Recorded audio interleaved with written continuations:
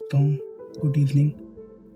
आज है date 23 July 2025 और मैं लेके आया हूँ आपके लिए करंट अफेयर्स के इम्पोर्टेंट क्वेश्चंस।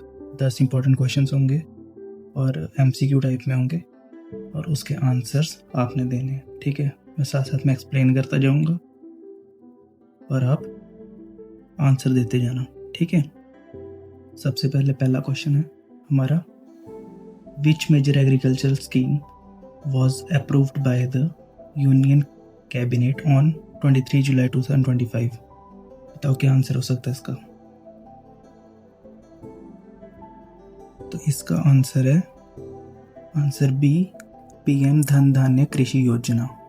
ठीक है, तो ये है क्या पीएम धन धान्य कृषि योजना। मैं आपको बताता हूँ, ये अप्रूव हुआ था 6 जुलाई 2025 में।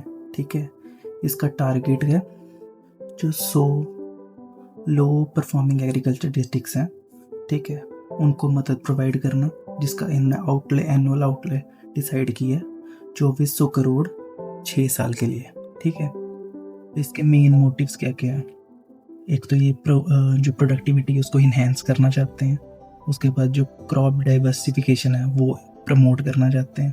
उसके साथ इम्प्रूव इरिगेशन एंड स्टोरेज, जो इरिगेशन फैसिलिटीज़ हैं वो इम्प्रूव करना चाहते हैं, और जो स्टोरेज फैसिलिटीज़ है जो हमारी क्रॉप को स्टोर करके रखना उसको इंक्रीज़ करना चाहते हैं, इम्प्रूव करना चाहते हैं। और साथ में जो किसानों को क्रेडिट एक्सेस है वो देना चाहते हैं कि जो जिनको भी पैसों में कमी है वो प्रोवाइड करना चाहते हैं ताकि अच्छा सा एग्रीकल्चर हो। ठीक है, किसानों की मदद के लिए ये योजना है। उसके बाद हम चलते सेकंड क्वेश्चन पे। तो सेकंड क्वेश्चन हमारा, India's first 50 kV geothermal power plant will be set up in which state. तो कौन से स्टेट में सेटअप हो रहा है इंडिया का first 50 kV geothermal power plant. तो हिमाचल प्रदेश में, अरुणाचल प्रदेश में, सिक्किम में या उत्तराखंड में। इसका आंसर है option number B, Arunachal Pradesh. Arunachal Pradesh के तवांग एरिया में ये सेटअप हो रहा है। और मैं आपको बता दूं कि जियोथर्मल पावर प्लांट होता क्या है। जियोथर्मल पावर प्लांट वो होता है जो कि यूटिलाइज करता है हमारी अर्थ की इंटरनल हीट को इलेक्ट्रिसिटी जनरेट करने के लिए। जो हमारे अर्थ की इंटरनल हीट होती है उसको यूटिलाइज करता है इलेक्ट्रिसिटी जनरेट करने के लिए। ठीक है, जैसे वाटर पावर प्लांट वाटर को यूटिलाइज करता है बिजली जनरेट करने के लिए, वैसे ये अर्थ की हीट को यूटिलाइज करता है। ठीक है, उसके बाद नेक्स्ट क्वेश्चन पे चलते हैं। नेक्स्ट क्वेश्चन थर्ड हमारा, विच international court delivered it's first climate change advisory opinion on July 23, 2025।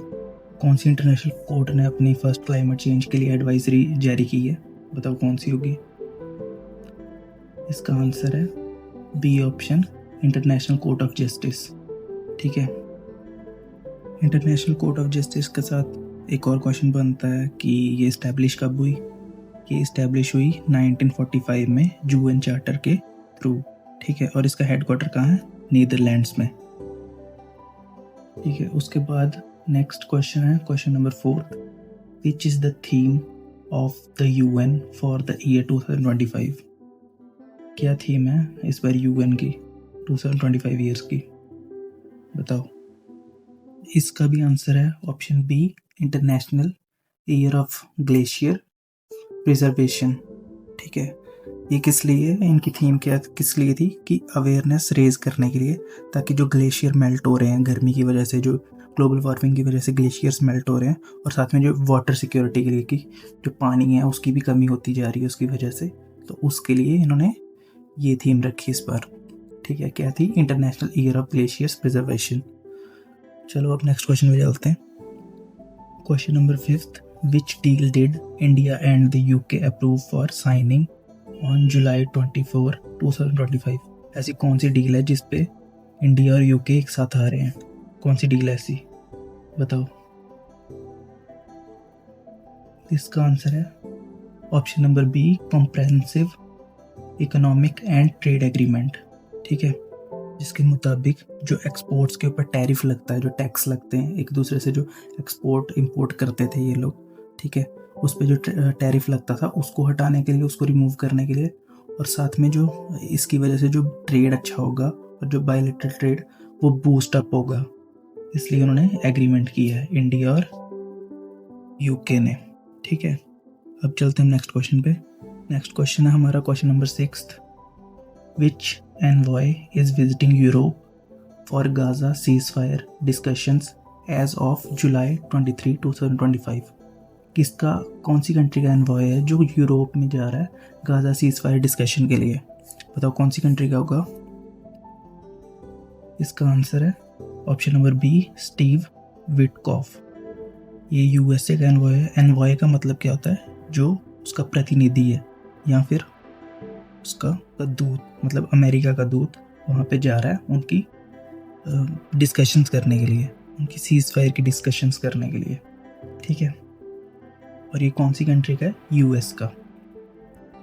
उसके बाद चलते हैं हम लोग 7th क्वेश्चन पे। Which warning was issued by over 100 aid agencies about Gaza? ऐसी कौन सी जो वार्निंग है इशू की गई है गाजा के लिए? इसका भी आंसर है आंसर नंबर बी, माल स्टारवेशन। मतलब कि बहुत सारी डेथ हो सकती है माल न्यूट्रिशन की वजह से, उनको खाना ना मिलने की वजह से, भूखमरी की वजह से वहाँ पे, क्योंकि वहाँ पे लड़ाई चल रही है ना, तो उसकी वजह से माल न्यूट्रिशन हो सकता है, क्योंकि वहाँ पे खाना ही नहीं मिलेगा लोगों को, तो काफ़ी डेथ्स हो सकती है। तो यही वार्निंग जारी की गई है। ठीक है, उसके बाद चलते हैं हम लोग नेक्स्ट क्वेश्चन में, क्वेश्चन नंबर 8।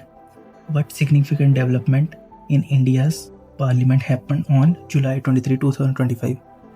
ये क्वेश्चन हम लोगों ने कल भी डिस्कस किया था कि कौन से ऐसे मुद्दे हैं जो पार्लियामेंट में उठ सकते हैं इस सेशन में। ठीक है, जैसे आपको पता मानसून सेशन चल रहा है, तो कौन से ऐसे मुद्दे हैं जो उठ सकते हैं, तो उसी पे क्वेश्चन है कि कौन से मुद्दा जो स्टार्ट हुआ है जुलाई 23, 2025, आज जो फर्स्ट डे था, कौन सा मुद्दा ऐसा है जो आज उठा है पार्लियामेंट में? बताओ कौन सा होगा? कल हमने डिस्कस किया था ना। तो इसका answer number B, disruptions over Operation Sindoor and Bihar issue. इन दोनों मुद्दों पे ज़्यादा चर्चा हुई है। एक तो ऑपरेशन सिंदूर में कौन कौन से डिस्ट्रप्शंस हुई, कौन कौन से मतलब कि चीज़ें हमारी डिस्ट्रॉय हुई हैं। ठीक है, ऑपरेशन सिंदूर में, और क्या क्या हमारी चीज़ों का नुकसान हुआ है। ठीक है, और साथ में बिहार इशू पे भी आज चर्चा हुई है। ठीक है, उसके बाद चलते नेक्स्ट क्वेश्चन में, question number 9। Which defence equipment did the Indian army recently receive?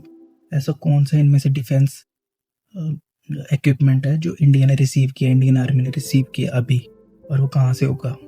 बताओ। चलो इसका आंसर देखते हैं। इसका आंसर नंबर है बी, अपाचे अटैक हेलीकॉप्टर्स। और ये अपाचे अटैक हेलीकॉप्टर कहाँ से लिए हम लोगों ने? यूएस से। तो इसके बारे में जान लेते हैं कि ये है क्या है, अपाचे अटैक हेलीकॉप्टर्स है क्या है। ठीक है, तो हमने रिसीव किए हैं 3 अपाचे, जिनका पूरा नाम है AH-64E हेलीकॉप्टर्स। ठीक है, और वो रिसीव कहाँ पे हुए हैं? हमारे हिंडन एयरफोर्स स्टेशन, जो कि दिल्ली के पास पड़ता है। ठीक है, और ये फर्स्ट बैच ऑफ हेलीकॉप्टर्स आए हैं अभी। ठीक है, उसके बाद आगे देखते हैं हम लोग इनकी फ़ीचर क्या क्या हैं जो हम लोगों ने हेलीकॉप्टर परचेज़ की हैं, किस लिए की हैं, क्या क्या फ़ीचर्स हैं इसके साथ। ठीक है, क्या क्या मिलता है हमें इसके साथ साथ? हमें मिलती हैं 30 mm chain gun, Hellfire missiles, 70 mm rockets, stringer AAMs and Longbow radars. ठीक है, ये फीचर्स उस हेलीकॉप्टर में हैं। ठीक है, उसके बाद एक तो ये हम सारे वेदर्स में काम करता है, डे नाइट ऑपरेशंस के लिए काम आता है। ठीक है, और इन हेलीकॉप्टर को तो हम लोग ऐसे काम में ले सकते हैं जैसे हमारे नीचे जो आर्मी है, जो ग्राउंड आर्मी है, वो टैंक्स लेके चलती है, उसी के हिसाब से ये हेलीकॉप्टर्स काम करते हैं एयर में। ठीक है, इसको एयर टैंक्स भी बोलते हैं। ठीक है, उसके बाद चलते हैं हम लोग लास्ट क्वेश्चन पे, question number 10। Which country approve delivery of 40 Eurofighter typhoon jets on July 23, 2025? बताओ कौन सी कंट्री को अप्रूव हुई है इसकी डिलीवरी? तो इसका आंसर है आंसर नंबर बी, जर्मनी। ठीक है, और इसको कितने रिसीव होंगे ये फाइटर जेट्स? 40। ठीक है, किसको? और टर्की को। ठीक है, तो आज के क्वेश्चंस कंप्लीट हो गए। तो ये थे इम्पोर्टेंट 10 क्वेश्चंस जो आज के करंट अफेयर्स में से थे। कल फिर से मिलते हैं, कल फिर नए 10 MCQs लेके आऊँगा, कल के MCQs, कल के करंट अफेयर्स से। ठीक है, रोज के रोज मैं करंट अफेयर्स की क्लास लेके आता रहूँगा। रोज के 10 क्वेश्चंस लेके आऊँगा, ठीक है। उनको पढ़ते जाओ और साथ साथ में अगर नोट्स बनाने तो नोट्स बनाते जाओ, ठीक है। Thank you. और चैनल को सब्सक्राइब कर लो ताकि रोज की आपको नोटिफिकेशन बच जाए जब भी क्लास आए, ठीक है। Good bye.